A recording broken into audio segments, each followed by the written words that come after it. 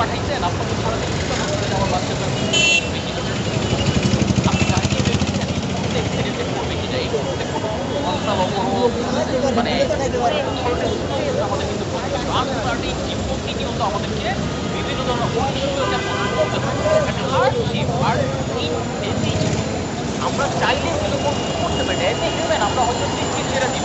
আপনি খেয়াল করে দেখেন এই যে করোনা যখন স্ট্রাইক করলো, সারা পৃথিবীর মানুষগুলা সারা পৃথিবীর সবকিছু ইউজলেস হয়ে গেছে, অসহ্য করার ছিল না। আমাদের পৃথিবীকে আমাদের আসলে যাবে যাবে যাবে আমাদের কাছে সবচেয়ে মারা যাচ্ছে ইয়ার পর্যন্ত ডিসি হবে না আমরা ব্যবসায় ডিসি লস হবে করতেছি, কেউ হয়তো আমার টাকা তুলে দিচ্ছে, কেউ আমার থেকে কারো জীবন চলে যাচ্ছে, কারো সন্তান হয়তো উঠে গিয়েছে, দেশে আক্রান্ত হয়ে যাচ্ছে। এই যে যে সার্বিক একটা সিচুয়েশন, এই সিচুয়েশনের মধ্যে আপনি যদি প্রপার আসসালামু হ্যাপিনেস আলাইকুম ইন্টেলিজেন্স আপনার মধ্যে না থাকে, আপনি চিন্তা করে দেখেন এই বাইরের প্রতিনিয়ত স্ট্রেস, এই যে যে প্রেশার, এই যে যে হার্ড টাইম, এগুলোর সাথে আপনি কিভাবে কোপ আপ করবেন? হ্যাঁ, আজ থেকে 20 বছর, 30 বছর, 50 বছর, 100 বছর আগে হয়তো এই জিনিসটা ছিল না। কিন্তু এখন এই জিনিসটা দরকার। বিকজ এখনকার এই শিডিউল, এই যে সোশ্যাল মিডিয়ায় প্রতিনিয়ত নেগেটিভ নিউজ ভাইরাল করতেছে, এখানে বাজে ঘটনা, এখানে মারামারি করতেছে, আপনি দেখেছেন নিজের উপরে কি পরিমাণ প্রেশার হচ্ছে না আমাদেরকে, কি পরিমাণ এই প্রেশারগুলোর সাথে কিভাবে কোপ আপ করবেন? যথেষ্ট স্কিল যদি আমার মধ্যে না থাকে, এগুলো তো আমাদের স্কুল কলেজ ইউনিভার্সিটি কোথাও আমাদের কারিকুলামে ছিল না, যে কিভাবে এই স্ট্রেসের সাথে, এই হার্ডশিপের সাথে, এই পরিস্থিতির সাথে আমরা মোকাবেলা করব, এই হার্ড টাইমসে আমরা কিভাবে এই জিনিসটাকে কন্টিনিউ করব, এটা আমরা কোথাও থেকে শিখি নাই। দ্যাটস ওয়াই হ্যাপিনেস স্কিল আমাদের লাইফের মধ্যে নাম্বার ওয়ান স্কিল, যেটা আমাদের এই সিচুয়েশনের সাথে সুন্দর করে কোপ আপ করে চলতে শিখতে হবে। এটাকে এইভাবে খেয়াল করেন, আমি জানি এখানে আপনারা দেশের সারা বিশ্বের বিভিন্ন প্রান্ত থেকে যাচ্ছেন, এখানে আমি জানি অনেকেই যারা খুব সুন্দর করে সাঁতার কাটতে জানেন, আবার ঠিক এখানেই অনেকে আছেন যারা আসলে কিভাবে সাঁতার কাটতে হয় জানেন না। এই যে যে দুইটা মানুষ, একজন সাঁতার জানে, একজন সাঁতার জানে না। মনে দেখেন তো, সাঁতার জানা বাচ্চা সে যখন একটা সুইমিং পুল দেখে, সে যখন সমুদ্রের কাছে যায়, টলটলে পানি দেখে, তার মধ্যে কিন্তু সাঁতার কাটার একটা আগ্রহ কাজ করে, যেটা আমি দেখেছি আমাদের সব পানি দেখলে মনে হচ্ছে ঝাঁপ দিয়ে ঘুরে আগে সাঁতার কাটতে হবে আমরা সব।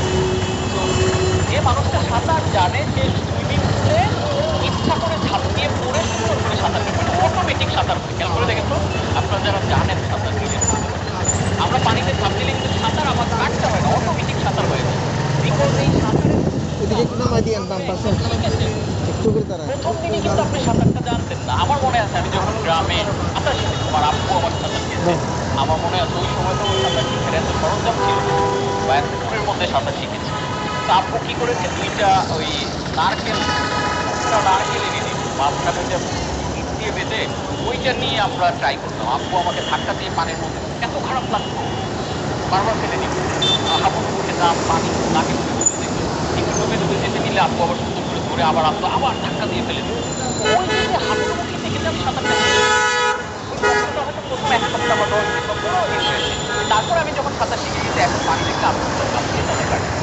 খেয়াল করে দেখুন ওই কষ্টটা তিনি করেননি, ওই স্কিলটা যার নাই সাঁতারের, একই পুকুর, একই সুইমিং পুল, একজন মজা করে সাঁতার কাটছে আর আরেকজন সুইমিং পুল বা পানি দেখলে ভয় পাচ্ছে, দূরে থাকতেছে। আপনি যখন সাঁতার জানেন, পানিতে পড়ে গেলে অটো সাঁতার কাটেন, আর যে সাঁতার জানে না, একই পানি, পানি কিন্তু সেম, খেয়াল করেন, একই পানিতে আরেকজন পড়ার পর অটো ডুবে যায়, আপনি অটো ভেসে থাকেন, আরেকজন অটো ডুবে যায়, সেম অ্যাজ। ফিল করেন আমাদের লাইফটা হচ্ছে এরকম সুইমিং পুলের পানির মতো হিংস্র বা জটিল বা কঠিন, হার্ডশিপে ভরা। আপনি যখন স্কিল করছেন, এই সাঁতারের স্কিলটা জানলে, যেমন আপনি মজা করে সুইমিং পুলে সাঁতার কাটতে জানেন, হ্যাপিনেস স্কিল হচ্ছে এরকম একটা স্কিল, আপনার লাইফের সুইমিং পুলে আপনি মজা করে সাঁতার কাটতে জানবেন। আর এই স্কিলটা যে জানে না, সে হয়তো ডিপ্রেশনে ভুগতেছে, সে হয়তো অ্যাংজাইটিতে চলে যাচ্ছে, তার রিলেশনশিপ ব্রেকআপ হচ্ছে, কেউ কেউ, আল্লাহ না করুক এটা আমাদের কারোর সাথে যেন না হয়, কেউ কেউ সুইসাইডাল স্টেজে চলে যাচ্ছে। কারণ সে সাঁতার জানে না, লাইফের সুইমিং পুলে, লাইফের নদীতে কিভাবে সাঁতার কাটতে হয়। হ্যাপিনেস হচ্ছে এরকম একটা স্কিল, যেটা জানলে লাইফের এই হার্ডশিপের মধ্যে আপনি সুন্দর করে লাইফটাকে অর্গানাইজ করে নিজেকে দ্যাটস ওয়াই এই স্কিলটা আমাদের প্রত্যেকের শেখাটা খুবই জরুরি। তো এজন্য আমরা এই ট্রেনিংটা অ্যারেঞ্জ করি। তো গ্লোবাল আমরা কিন্তু ডেটা চিনি, এই অ্যালার্মিং ডেটা, এই ডেটাগুলো আমাদের প্রত্যেকের খুব ভালো করে জানা দরকার যে আমরা কেমন পৃথিবীতে বাস করছি। 1990-তে WHO ওয়ার্ল্ড হেলথ অর্গানাইজেশন একটা রিসার্চ করে।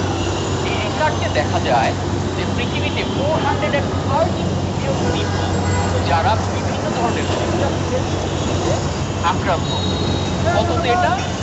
1990 সালে। এই রিসার্চটা জাস্ট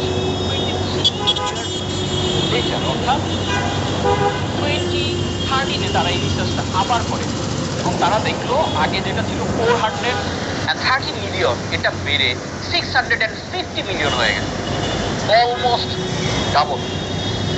এবং তার 6 বছর পরে 2019-এ এই রিসার্চটা তারা আবার করে, WHO ওয়ার্ল্ড হেলথ অর্গানাইজেশন। এই রিসার্চে দেখা যায় 2019 জাস্ট এই যে আজ থেকে 6 বছর আগের কথা, 970 মিলিয়ন পিপল তারা মেন্টাল হেলথ বিভিন্ন ডিজিজে আক্রান্ত।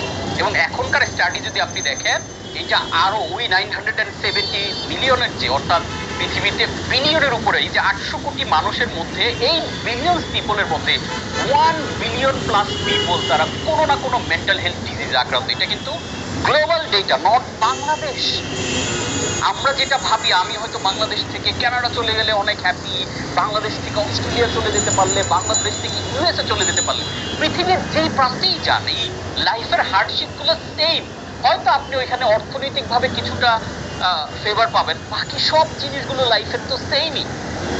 দ্যাটস ওয়াই কিন্তু গ্লোবালি 1 বিলিয়ন প্লাস মানুষ কোনো না কোনো মেন্টাল হেলথ ডিজিজে আক্রান্ত। এবার আসেন, আমরা তো গ্লোবালটা দেখলাম।